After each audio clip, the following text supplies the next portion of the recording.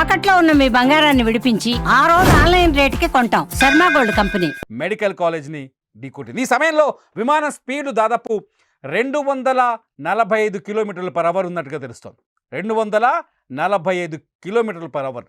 25 సెకండ్లలో 240 మంది ఆల్మోస్ట్ వాళ్ళందరూ చనిపోయారు. ఒక్కడు బతికాడు. ఆ ఒక్కడి వీడియో మీరు చూశారు. 25 సెకండ్లలో ఈ దేశం మర్చిపోలేని బాధను మిగిల్చింది.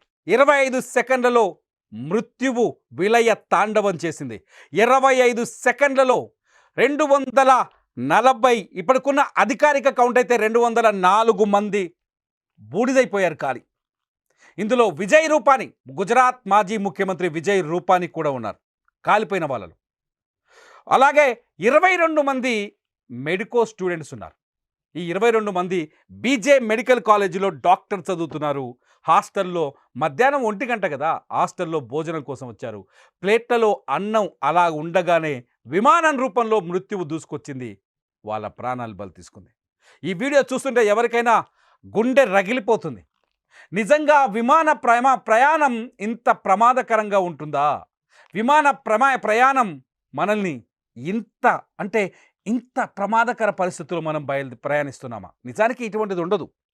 నిజానికి ఇటువంటి ప్రమాదాలు చాలా తక్కువ. కానీ ఇక్కడ మృత్యువును చూసిన తర్వాత ఒక బాధ కలుగుతోంది. అయ్యో, ఎంత అన్యాయంగా చనిపోయారే అని. ఒక్కసారి ఆ వీడియో చూస్తూ ఉండండి.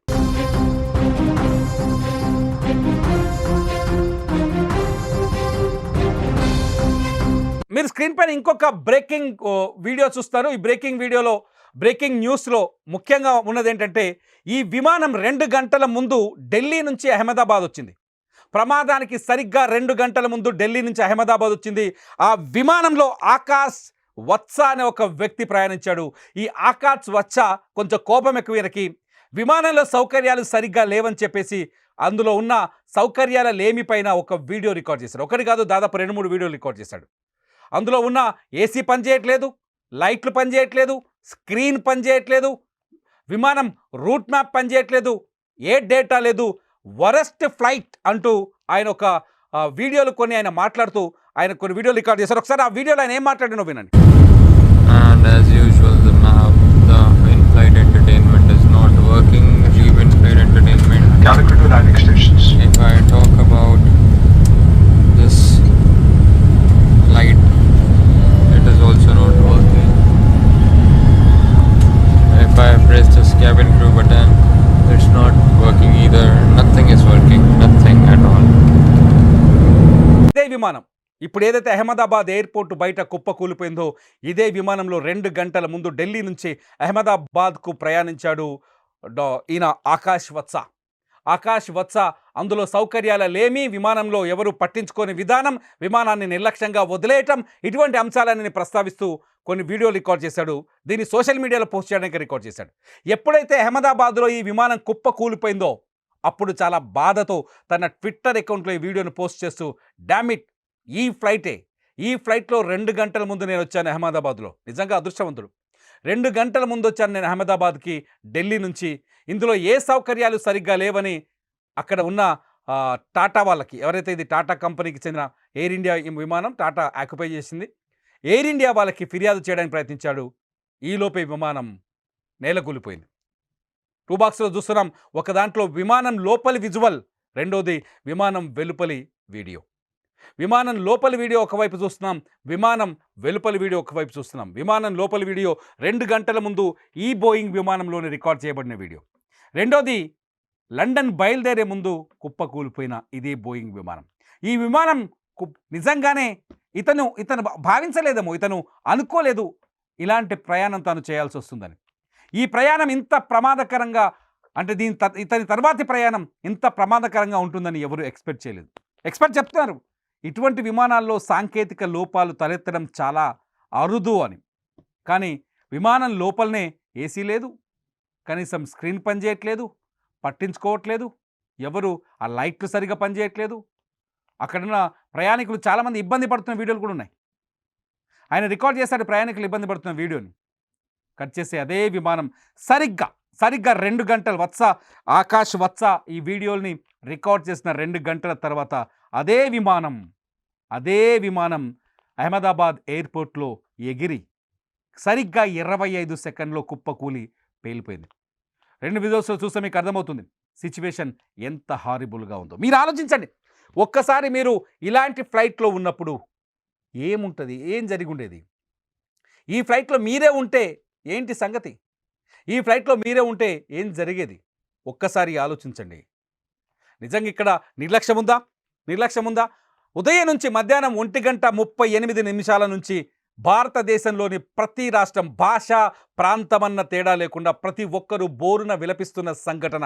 204 మంది విమాన ప్రయాణికులు కళ్ళ ముందే 25 సెకండ్లలో ప్రాణాలు కోల్పోవటం. ఈ దేశంలో ఉన్న ప్రతి మనిషి ఈ విషయం తెలిసి అయ్యో ఇంత దారుణం జరిగిందా అని బోరున విలపిస్తున్న తరుణం ఇది. కనీసం ఈ విమాన ప్రమాదానికి గల కారణాలు వాళ్ళకి తెలియదు. ఎందుకు ఈ నేల కూలిందో ఎవరికీ తెలియదు. బ్లాక్ బాక్స్ వచ్చే వరకు, కాక్పిట్ వాయిస్ వినే వరకు ఈ విమాన ప్రమాదానికి గల కారణాలు బయటకు వచ్చే అవకాశం లేదు. కానీ విమానానికి ప్రారంభానికి ముందు ఇది ఢిల్లీ నుంచి అహ్మదాబాద్ వచ్చేటప్పుడు ఇందులో కొన్ని ఇంటర్నల్గా ఇది క్యాబిన్ లోపల సమస్యలు, క్యాబిన్ లోపల ఇటువంటి సమస్యలు ఉన్నట్టుగా ఆ వ్యక్తి ఆకాష్ వత్స చేసిన వీడియో ద్వారా మనకు అర్థమవుతుంది. అంటే నిర్లక్ష్యం ఉందా? నాకు అర్థం కావట్లేదు. నిర్లక్ష్యం ఉందా? దీన్ని నిర్లక్ష్యం అనొచ్చా? నిర్లక్ష్యం అనే అవకాశం ఉందా? ఎంతవరకు నిర్లక్ష్యం అనొచ్చు? ఈ వీడియో చూస్తున్న మీరు దీన్ని ఏమంటారు ఒకసారి కామెంట్ చేయండి. నిర్లక్ష్యం అనొచ్చా? బాధగా ఉంది, ఎందుకంటే చనిపోయింది 240 మంది అమాయకులు కదా. లండన్లో తమ వాళ్ళని కలిసేందుకు ఆతృతగా బయలుదేరిన మనుషులు కదా.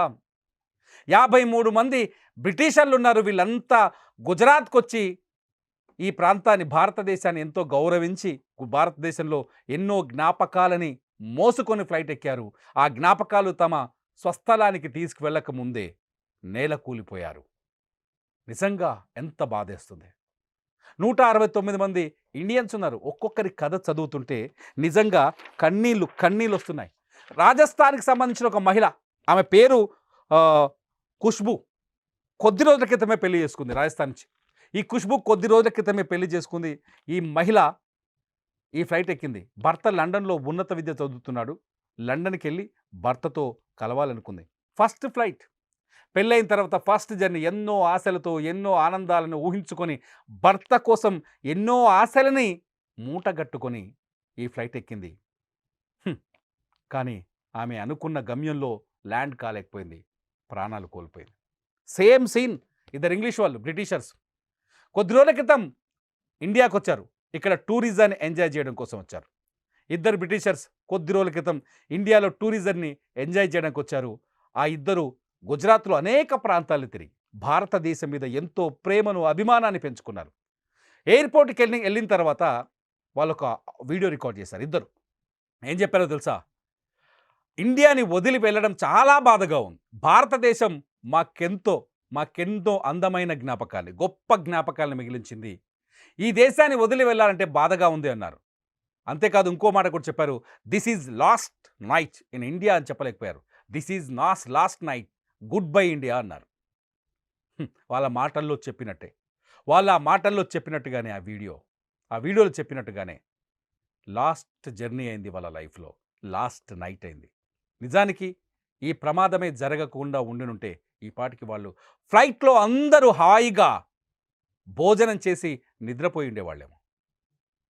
మృత్యువు ఇలా దూసుకొస్తుందని, అది అహ్మదాబాద్ ఎయిర్పోర్ట్ ప్రహరీ గోడ అవతలే ఉందని, అహ్మదాబాద్ ఎయిర్పోర్ట్ ప్రహరీ గోడ అవతల వీళ్ళ కోసం ఎదురు చూస్తుందని వీళ్ళకి తెలియదు. మృత్యువు దూసుకొచ్చింది. ఏ విధంగా? ప్రమాదం రూపంలో దూసుకొచ్చింది. బోయింగ్ 787 పైన ఎదురుపడింది. ఆ బోయింగ్ 787 ఊహించని విధంగా 25 సెకండ్లలోనే పక్కనే ఉన్న బీజే మెడికల్ కాలేజ్ హాస్టల్ పైన పడిపోయింది. వీళ్ళకే కాదు, వాళ్ళకి ఈరోజు మరణం రాసిపెట్టుందేమో అనిపిస్తుంది ఒకసారి చూస్తే. వాళ్ళకి కూడా మరణం అని రాసిపెట్టుందేమో. అక్కడికి వెళ్ళి ఈ విమానం గుద్దేస్తే ఫ్లైట్లో ఉన్న వాళ్ళు 244 మంది, అందులో ఒక్కడు బతికాడు, విశ్వాస్ కుమార్ రమేష్ బతికేశాడు. కానీ మిగతా వాళ్ళ పరిస్థితి ఏందో లెక్కలు తెలియదు. ఇప్పటికైతే 204 డెడ్ బాడీస్ అయితే దొరికాయి. వాళ్ళ ఐడెంటిటీ కూడా తయారు చేస్తున్నారు. హాస్టల్లో ఉన్న పిల్లలు 22 మంది చనిపోయారంట. బాధగా ఉంది, నిజంగా చాలా బాధగా ఉంది. హాస్టల్లో 22 మంది పిల్లలు చనిపోయారంటే ఏం తప్పు చేశారు వాళ్ళు? ఇంత పెద్ద మృత్యుఘోష మనకెందుకు? ఇంత పెద్ద మరణ ఘోష మనకెందుకు? మీరేమనుకుంటారు? ఈ వీడియో కింద కామెంట్ చేయండి. మీ అభిప్రాయాల్ని ఖచ్చితంగా షేర్ చేయండి. ఈ బాధాకరమైన సందర్భాన్ని ఖచ్చితంగా మీ బాధని మీ మాటల్లో వ్యక్తపరచండి. విమానానికి సంబంధించిన అహ్మదాబాద్ నుంచి లైవ్ రిపోర్ట్స్ కావచ్చు, అహ్మదాబాద్ నుంచి అప్డేట్ సమాచారం కోసం చూస్తూనే ఉండండి Suman TV live, Suman TV digital live.